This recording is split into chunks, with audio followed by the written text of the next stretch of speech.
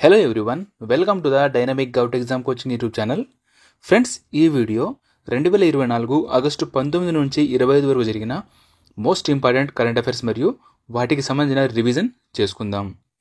First question, CEAT cricket rating awards 2023-24 సంబంధించిన best male international cricket of the year అవార్డును ఎవరు అందుకున్నారు? చూడండి, ఆల్ ఓవర్గా best cricket of the year award వచ్చేసి రోహిత్ శర్మ అండి. అయితే ఈ అవార్డు ఇచ్చింది ఎవరు? సిఎట్ అనే టైర్ల కంపెనీ ఈ అవార్డుని ఇవ్వడం జరిగింది. అయితే వన్ డే బెస్ట్ బ్యాట్స్మెన్ వచ్చేసి Virat Kohli, test best batsmen Yashasvi Jaiswal, one day best bowler వచ్చేసి Mohammed Shami, test best bowler R Ashwin garu. దాని తర్వాత అయితే 2023-24 సంబంధించిన CEAT lifetime achievement award వచ్చేసి రాహుల్ ద్రావిడ్ గారికి రావడం జరిగింది. నెక్స్ట్ క్వశ్చన్, 2025 ఐసీసీ అండర్-19 మహిళల T20 ప్రపంచ కప్ ఎక్కడ జరుగుతుంది? ఆన్సర్, మలేషియాలో ఈ అండర్-19 మహిళల T20 ప్రపంచ కప్ జరుగుతుంది. అయితే ఇది ఎప్పుడు జరుగుతుందయ్యా అంటే 2025 జనవరి 18 నుంచి ఫిబ్రవరి 2 వరకు జరుగుతుంది.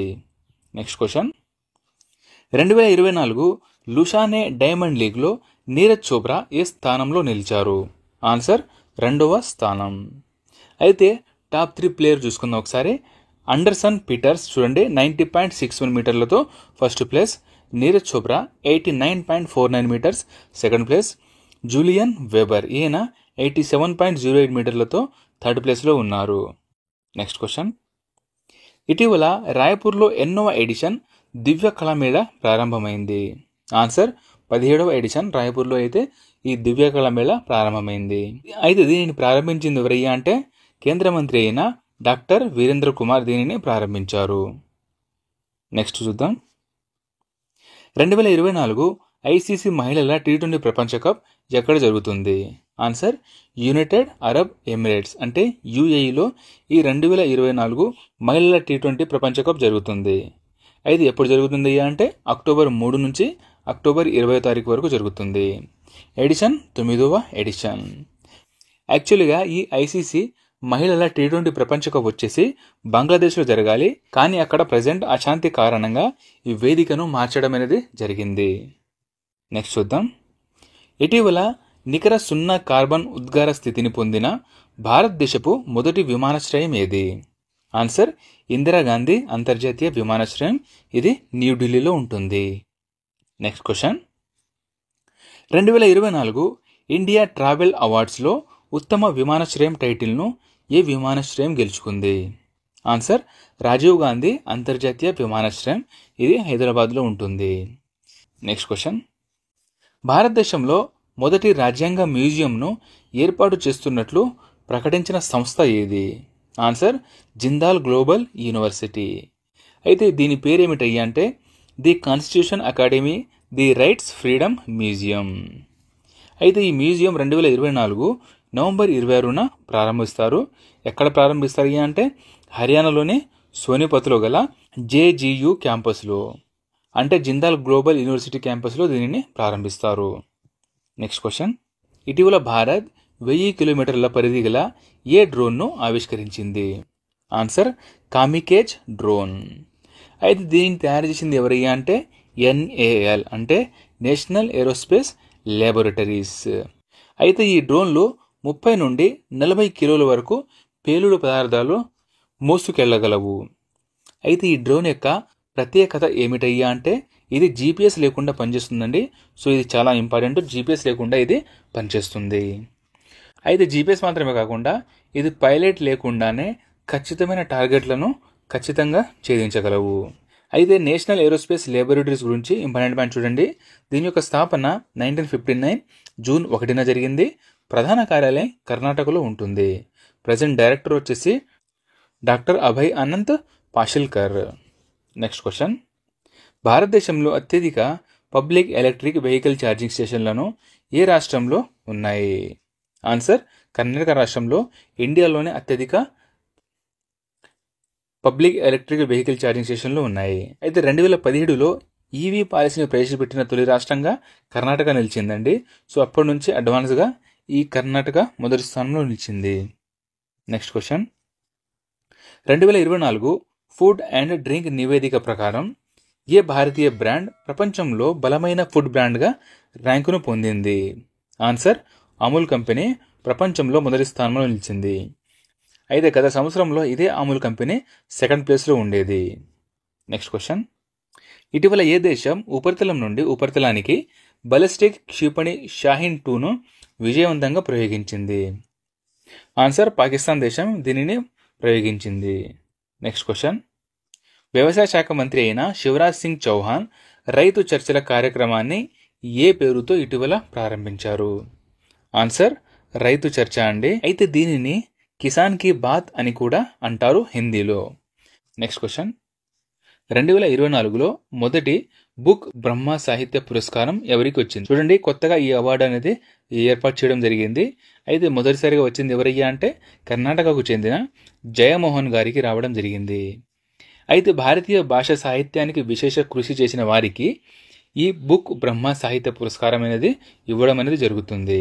అయితే ఈ బుక్ బ్రహ్మ సాహిత్య పురస్కారంలో 2 లక్షల నగదు బహుమతి మరియు ప్రశంసా పత్రం మరియు పుష్పగుచ్చం ఇస్తారు. Next question. ఇటీవల జాతీయ లతా మంగేష్కర్ అవార్డును ఏ ప్రముఖ సంగీత విద్వాంసుడు మరియు గాయని అందుకున్నారు? ఆన్సర్ ఉత్తమ్ సింగ్ మరియు కెఎస్ చిత్ర గారికి ఈ ఇరువురికి ఈ అవార్డు అనేది ఇవ్వడం జరిగింది. Next question. 70వ జాతీయ చలనచిత్ర అవార్డులలో ఉత్తమ హిందీ చిత్రంగా ఏది నిలిచింది? ఆన్సర్ గుల్ మొహర్ అండి. చూడండి, 70వ జాతీయ చలనచిత్ర అవార్డుల గురించి పూర్తి ఇన్ఫర్మేషన్ ఇక్కడ ఇవ్వడం అనేది జరిగింది. సో బెస్ట్ హిందీ ఫిలిం వచ్చేసి గుల్ మొహర్ అండి. అయితే బెస్ట్ ఫీచర్ ఫిలిం అట్టం, ఇది మలయాళంకి చెందిన సినిమా అండి. అట్టం బెస్ట్ ఫీచర్ ఫిలింగా నిలిచింది. అయితే తొలి ఉత్తమ చిత్రం ఏమిటయ్యా అంటే ఫౌజా, ఇది హర్యానవీకి చెందిన చిత్రం అండి. సో బెస్ట్ యాక్టర్ వచ్చేసి రిషబ్ శెట్టి, కాంతారా సినిమాకి వచ్చింది. బెస్ట్ యాక్ట్రెస్ ఇద్దరికి రావడం జరిగింది. ఒకళ్ళు నిత్యా మీనన్, సెకండ్ మానసి పరేఖ్, వీళ్ళిద్దరికి బెస్ట్ యాక్ట్రెస్ రావడం జరిగింది. Next question. అంతర్జాతీయ ఎర్త్ సైన్సెస్ ఒలింపియాడ్లో భారత్ మొత్తం ఎన్ని పథకాలు గెలిచింది? ఆన్సర్ 8 పథకాలు మొత్తంగా గెలవడం జరిగింది. వాటిలో 3 స్వర్ణాలు, 2 రజతాలు మరియు 3 కాంస్య పథకాలు, మొత్తం మీద 8 పథకాలు గెలవడం అనేది జరిగింది. అయితే ఈ అంతర్జాతీయ ఎర్త్ సైన్సెస్ ఒలింపియాడ్ ఎక్కడ జరిగింది అంటే చైనాలోని బీజింగ్లో జరిగింది. ఎడిషన్ వచ్చేసి 17వ edition. Next question. 2023 national geoscience అవార్డులలో లైఫ్ టైమ్ అచీవ్మెంట్ అవార్డు ఎవరికి వచ్చింది? చూడండి friends, national geoscience lifetime achievement award. Answer professor Dheeraj Mohan Banerjee. అయితే 2023 నేషనల్ జియో సైన్స్కి సంబంధించిన 4 అవార్డులు మన తెలుగు వారికి కూడా రావడం జరిగిందండి. సో వారు Bantu Prashant Kumar, second Tirumala Gudimella Raghukanth, third MN Praveen, fourth వచ్చేసి నరసింహ మంగదొడ్డి. ఈ నలుగురికి నేషనల్ జియో సైన్స్ అవార్డు రావడం అనేది జరిగింది. Next question. భారతదేశం మరియు జపాన్ మధ్య 2+2 మంత్రుల చర్చలు ఎక్కడ జరిగాయి? ఆన్సర్ న్యూఢిల్లీలో. అయితే దీంట్లో మన ఇండియా నుంచి పాల్గొన్నది రక్షణ మంత్రి రాజ్నాథ్ సింగ్ మరియు విదేశాంగ మంత్రి అయిన ఎస్ జయశంకర్. జపాన్ నుంచి పాల్గొన్నది జపాన్ యొక్క రక్షణ మంత్రి అయిన కిహారా మినోరు మరియు విదేశాంగ మంత్రి శ్రీమతి యోకో కమివావా, వీళ్ళు పాల్గొనడం జరిగింది. Next question. ఇటీవల CII India Africa business conclave ఎవరు ప్రారంభించారు? ఆన్సర్ జగదీప్ ధన్కర్. అయితే 2024 యొక్క థీమ్ చూసుకుంటే క్రియేటింగ్ వన్ ఫ్యూచర్ అనే థీమ్తో ఈ సిఐఐ ఇండియా ఆఫ్రికా బిజినెస్ ఎన్క్లేవ్ను ప్రారంభించడం జరిగింది. ఎడిషన్ 19వ ఎడిషన్. అయితే దీనికి సంబంధించిన మొదటి ఎడిషన్ వచ్చేసి 2005లో ప్రారంభమైనది జరిగింది. సో ఫ్రెండ్స్, చిన్న అనౌన్స్మెంట్. ఫ్రెండ్స్, ఇప్పటిదాకా ఎవరైనా సబ్స్క్రైబ్ చేయకపోతే సబ్స్క్రైబ్ చేసుకోండి. వీడియోని లైక్ చేసి మీ ఫ్రెండ్స్ అందరికీ షేర్ చేయండి. ఇవన్నీ మీకు ఫ్రీయే కానీ మాకు చాలా హెల్ప్ అవుతుంది మరియు సపోర్ట్గా ఉంటుంది ఫ్రెండ్స్. ఇంకోటి, డైలీ ఫ్రీ కరెంట్ అఫైర్ మరియు జీకేజిఎస్ ఎగ్జామ్ అటెండ్ చేయడానికి మా యాప్ని డౌన్లోడ్ చేసుకోండి. సో దీంట్లో మీకు డైలీ 10 క్వశ్చన్ ఫ్రీగా టెస్ట్ అనేది కండక్ట్ చేయడం జరుగుతుంది. సో నెక్స్ట్ క్వశ్చన్ చూద్దాం. ఇండియా EU ప్రాంతీయ సమావేశం ఎక్కడ ప్రారంభమైంది? ఆన్సర్ న్యూఢిల్లీలో ప్రారంభమైంది. Next question. ఇటీవల యూపీఐ ప్లాట్ఫారంలో యూపీఐ సర్కిల్ అనే కొత్త ఫీచర్ను ఎవరు ప్రవేశపెట్టారు? Answer National Payments Corporation of India. చూడండి friends, National Payments Corporation of India చూడండి. అయితే ఈ ఎన్పిసిఐ పరిధిలోనే ఈ యూపీఐ మొత్తం పనిచేస్తుందండి. సో ఇవి వెరీ ఇంపార్టెంట్. మన ఇండియాలో యూపీఐని ప్రవేశపెట్టింది ఎవరయ్యా అంటే ఈ ఎన్పిసిఐ అనేది ప్రవేశపెట్టడం జరిగింది. నెక్స్ట్ క్వశ్చన్, కోస్ట్ గార్డ్ నూతన మ్యారిటైమ్ రెస్క్యూ కోఆర్డినేషన్ సెంటర్ని ఎక్కడ ప్రారంభించారు? ఆన్సర్ కొచ్చిలో. దీన్ని ఏర్పాటు చేయడానికి గల కారణం ఏమిటంటే ఆపదలో ఉన్న నావికులు మరియు మత్స్యకారులను రక్షించడానికి ఉపయోగపడేలా దీనిని ఏర్పాటు చేశారు. అయితే దీనిని ప్రారంభించింది రాజ్నాథ్ సింగ్ గారండి, రక్షణ శాఖ మంత్రి. నెక్స్ట్ క్వశ్చన్, 2024లో మొదటి జాయింట్ కమాండర్స్ కాన్ఫరెన్స్ ఎక్కడ జరుగుతుంది? ఆన్సర్ లక్నోలో. ఎప్పుడయ్యా అంటే సెప్టెంబర్ 4 మరియు 5 తారీఖులలో ఈ జాయింట్ కమాండర్స్ కాన్ఫరెన్స్ జరుగుతుంది. ఇది ఫస్ట్ టైం నిర్వహిస్తున్నారు. సో ఇది గుర్తుంచుకోవాలి. ఫస్ట్ టైం 2024లో ప్రారంభమైంది జాయింట్ కమాండర్స్ కాన్ఫరెన్స్. అయితే ఇది రక్షణ మంత్రి అధ్యక్షతన ప్రతి సంవత్సరం అనేది జరుగుతుంది. అయితే దీని యొక్క థీమ్ చూసుకుంటే సశక్త ఔర్ సురక్షిత్ Bharat transforming the armoured forces. Next question, Modi's governance ramp reshaping India's path to prosperity పుస్తక రచయిత ఎవరు? ఆన్సర్ తరుణ్ షుగ్. అయితే ఈ పుస్తకాన్ని ఎవరు విడుదల చేశారయ్యా అంటే కేంద్ర హోంమంత్రి అయిన అమిత్ షా దీనిని విడుదల చేయడం జరిగింది. నెక్స్ట్ క్వశ్చన్, కేంద్ర మంత్రి JP Nadda first policy makers ఫోరంను ఎక్కడ ప్రారంభించారు? ఆన్సర్ చెన్నైలో. నెక్స్ట్ క్వశ్చన్, కేంద్ర ప్రభుత్వం ఏఐ ఆధారిత ఎన్పిఎస్ఎస్ ప్లాట్ఫారంను ఇటీవల ప్రారంభించింది. అయితే దీని యొక్క ఫుల్ ఫామ్ ఏమిటి? ఆన్సర్, అయితే దీని యొక్క ఫుల్ ఫామ్ చూసుకుంటే నేషనల్ పెస్ట్ సర్వైలెన్స్ సిస్టమ్. అయితే ఇది రైతులకు తమ ఫోన్లను ఉపయోగించి తెగుల నియంత్రణ కోసం వ్యవసాయ శాస్త్రవేత్తలు మరియు నిపుణులతో కనెక్ట్ చేయడానికి ఇది సహాయపడుతుంది. నెక్స్ట్ క్వశ్చన్, ఇటీవల ప్రపంచంలోనే 2వ అతిపెద్ద వజ్రం ఎక్కడ లభ్యమైంది? ఆన్సర్ బొట్వానాలోనే కరోవే గనిలో ఇది లభ్యమైంది. అయితే ఈ వజ్రం వచ్చేసి 2492 క్యారెట్లు ఉంటుంది.